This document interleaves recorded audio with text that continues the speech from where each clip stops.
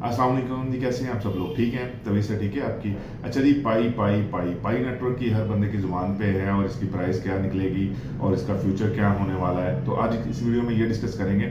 सबसे पहले 3-4 important points हैं वो डिस्कस करेंगे। सबसे पहले थोड़ी सी इसकी हिस्ट्री डिस्कस करेंगे, उसके बाद इसका टोकेनोमिक्स डिस्कस करेंगे, उसके बाद जो करंट मार्केट प्राइस जो ऑफ द एक्सचेंज चल रही है इसकी प्राइस उसको डिस्कस करेंगे, और चौथा फिर इसकी प्राइस प्रिडिक्शन के बारे में थोड़ी सी आपके फैक्ट सामने रखूंगा।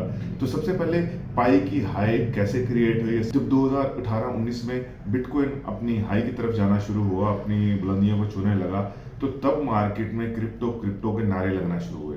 उसके साथ ही पाई नेटवर्क लॉन्च कर दिया गया। बेसिकली ये मोबाइल माइनिंग ऐप की सूरत में लॉन्च किया गया, और वो 2019, 20, 21, 22 का जो फेज था वो ट्रेडिशनल मोबाइल माइनिंग ऐप्स का दौर था। बहुत सी मोबाइल मैन ऐप्स आई, क्रिप्टो क्रिप्टो होने लग पड़ा कि जिस तरह बिटकॉइन जो है वो अपनी बुलंदियों को छूने लगा है, तो ये भी जो है वो हम माइनिंग करके हर बंदा अमीर हो जाएगा, हमारे पास भी क्रिप्टो होगी।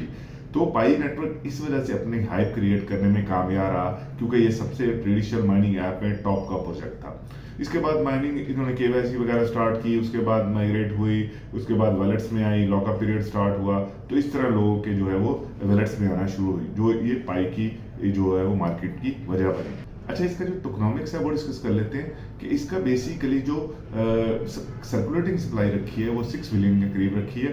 टोटल सप्लाई जो है वो 9 बिलियन के करीब, और मैक्सिमम सप्लाई जो है वो 100 बिलियन के करीब रखी है। अच्छा, लिस्टिंग के हवाले से अगर मैं आपको बताऊं को इसकी टोटल जो सर्कुलेटिंग सप्लाई है वो भी टोटल मार्केट में नहीं आएगी। 6 बिलियन इनिशियल बेसिस पे मार्केट में नहीं आएगा। क्यों नहीं आएगा, इसकी रीजन मैं आपके सामने रखने वाला हूं।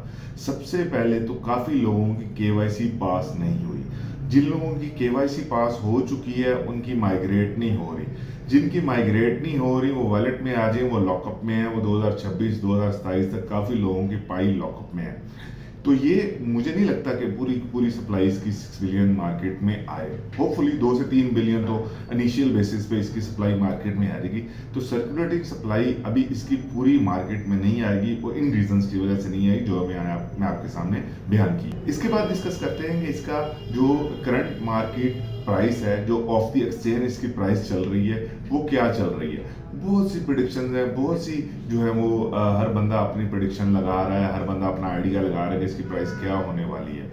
और जैसे आपको पता है कि ग्लोबल कंसेंसस वैल्यू इसकी दी है कि $3,14,000 इसकी वैल्यू रहने वाली है, और बहुत से एक्सपर्ट इस पर डिस्कस कर रहे हैं भाई एक पाई $3,14,000 की हो जाएगी। और आप देख रहे होंगे कि अगर ऑफ द मार्केट इसको देखें तो ये 60-70 से स्टार्ट हुई थी, और इसकी प्राइस जो मार्केट में 30-40 रुपए पे भी आई, और इसकी प्राइस को हाइप दिया गया है। बेसिकली अगर आप जेन्युइन तरीके से देखें तो बड़े इन्वेस्टर्स ने ऑफ द मार्केट से मैनिपुलेट किया है। मैनिपुलेट कैसे होता है कि लेट्स सपोज मार्केट की डिमांड और सप्लाई को मैनेज कर रहे होते हैं।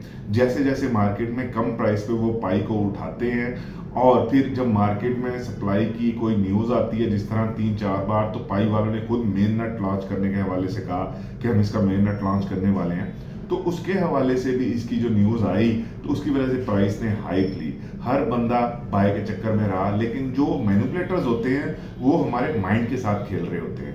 वो उन्होंने क्या किया, उन्होंने 60-70-100 रुपए में पाई उठाई। मेन नेट की न्यूज आने के बाद इसको कहा कि जी इसकी प्राइस बहुत जीसीबी वैल्यू, जैसे ग्लोबल कंसेंसस वैल्यू निकाली, कोई $314 कह रहा है, कोई $3,14,000 इसकी निकाल रहा है। तो हर बंदे ने इसकी प्राइस जब मार्केट में डिफरेंट तरीके से इसको हाइप क्रिएट की, तो प्राइस इसकी आप देखा जैसे ही मेन नेट लॉन्च हुआ और इसकी जो लिस्टिंग की न्यूज आई 20 फरवरी की, तो ये प्राइस $2 तक भी चली गई।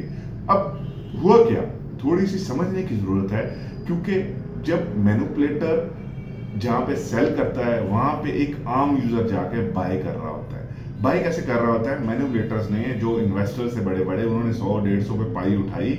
ऐसा ऐसा मेन नेट लॉन्च होने की खबरें होती रही, उन्होंने लेट्स सपोज $1,00,000 $2,00,000 तक मार्केट में फेंका, पाई उठाई, और फिर मार्केट में सप्लाई इतनी शॉर्ट की और मेन नेट की न्यूज आने तक इसे होल्ड रखा। और जब लोग इसे बाय करने गए उन्होंने फिर वही सप्लाई निकाली और वही इसने $2 के करीब बेची। अच्छा, अब जिसने $2 पे बाय किया उसने किस सोच के साथ बाय किया, ये मुझे आज तक इस क्वेश्चन का आंसर नहीं मिला कि भाई आपने $2 पे सोच के बाई किया? क्या आपने इसकी सर्कुलेटिंग सप्लाई नहीं देखी? क्या आपने इसे टोटल सप्लाई नहीं देखी? क्या आपने इसका बैकग्राउंड नहीं देखा? आपके सामने इसका रोड मैप क्या है? तो ये सारी चीज़ें, जो मैनिपुलेटर है, जो बैक एंड पे बैठा इन्वेस्टर होता है, वो ये सारी कैलकुलेशंस करके बैठा होता है कि मैं कहाँ पे आम यूज़र को फंसाऊंगा। तो जब कोई चीज़ ट्रेडिंग पे नहीं होती तो उसको मैनिपुलेट करना बहुत आसान होता है, लेकिन जब एक टोकन, कॉइन, शेयर, कमोडिटी, कोई भी फॉरेक्स का चीज़ ट्रेडिंग पे आ जाती है तो उसको मैनिपुलेट करना बहुत ही मुश्किल होता है। मैनिपुलेट का सादा सा मकसद ये है कि अपनी मर्ज़ी से प्राइसेस को अप करते हैं, अपनी मर्ज़ी से प्राइसेस को डाउन करते हैं। तो ट्रेडिंग में जब कोई चीज़ आ जाती है तो बहुत ह्यूज किस्म की फंडिंग चाहिए होती है इस मैनिपुलेशन को कंट्रोल करने के लिए। तो ये ट्रेडिंग पे डिफरेंट एक्सचेंज पर जब लिस्टिंग होगा तो इसको मैनिपुलेट करना बहुत ही मुश्किल हो जाएगा। अच्छा, अब इसकी प्राइस प्रेडिक्शन के बारे में बात कर लेते हैं। जैसे मैंने आपको ऑलरेडी बताया कि 6 बिलियन की सर्कुलेटिंग सप्लाई है और 9 बिलियन की टोटल सप्लाई है। तो सर्कुलेटिंग सप्लाई अभी पूरी की पूरी मार्केट में नहीं आएगी। जैसे मैंने आपको ऑलरेडी बताया है कि काफ़ी लोगों की KYC पास नहीं हुई, जिनकी पास हो गई है उनके माइग्रेट नहीं हुए, जिनके माइग्रेट हो गए वो लॉकअप में पड़े हैं और लॉकअप भी 2026-2027 तक चलने वाला है। और जिन लोगों के वॉलेट में आ गए हैं वो भी उसकी जो लॉकअप की परसेंटेज है वो काफ़ी लॉक है और कुछ परसेंटेज उनको वॉलेट्स में आए। तो पहली बात तो ये है कि टोटल सर्कुलेटिंग सप्लाई मार्केट में नहीं आएगी। मेरे अंदाजे के मुताबिक, मेरी कैलकुलेशन के मुताबिक जो सर्कुलेटिंग सप्लाई है उसका 1 to 2 बिलियन, और वे भी मैं ज़्यादा समझ रहा हूँ कि इतना ही मार्केट में आएगा। अगर हम इसकी प्राइस प्रेडिक्शन के बारे में बात करें तो पाई का रोड मैप क्या है? आप देखें कि पाई ने क्या रोड मैप दिया है अपना कि भाई हम पाई की ये यूटिलिटी लाएंगे।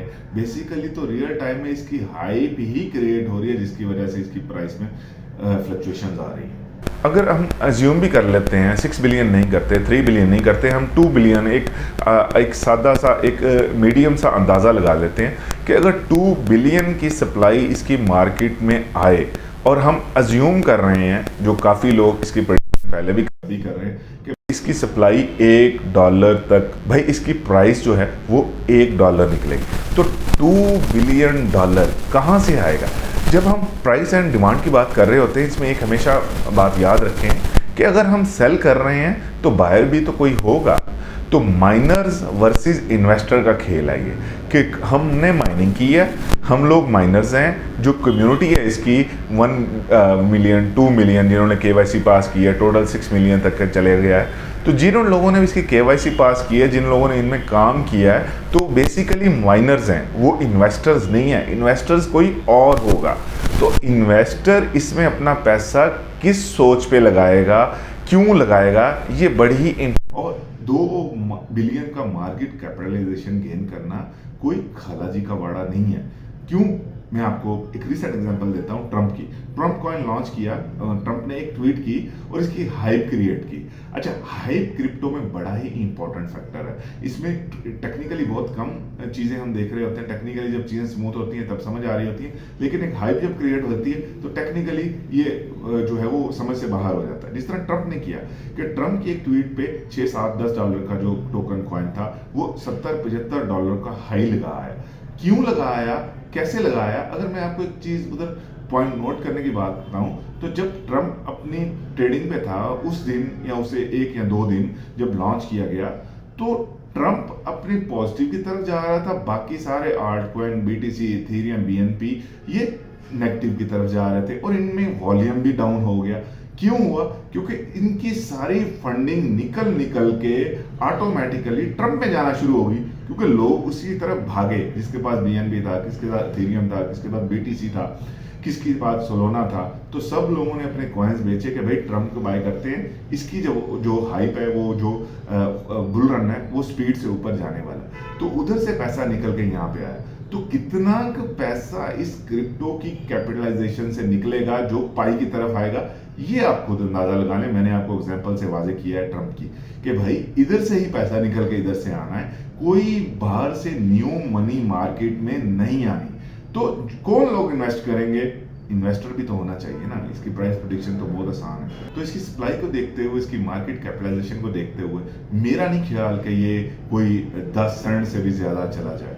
ये इसकी प्राइस जो रहने वाली है वो 4 to 5, 6 सेंट इसके दरमियान रहने वाली है और लॉन्चिंग प्राइस होगी। अच्छा, अब इसकी प्राइस कम निकलेगी जब तो हमें बाई का मौका मिलेगा। ये आप लोग याद रखें, तब है काम करने का। जब इसकी प्राइस हम लोग सोच रहे होते हैं एक इस एंगल से, दूसरे एंगल से भी फ्लिप ऑफ द कॉइन सोचें कि भाई जो इन्वेस्टर है वो इसे नीचे से उठाएगा, जब नीचे से उठाएगा फिर ऊपर जाके हाइप क्रिएट करेगा और इसे सेल करेगा।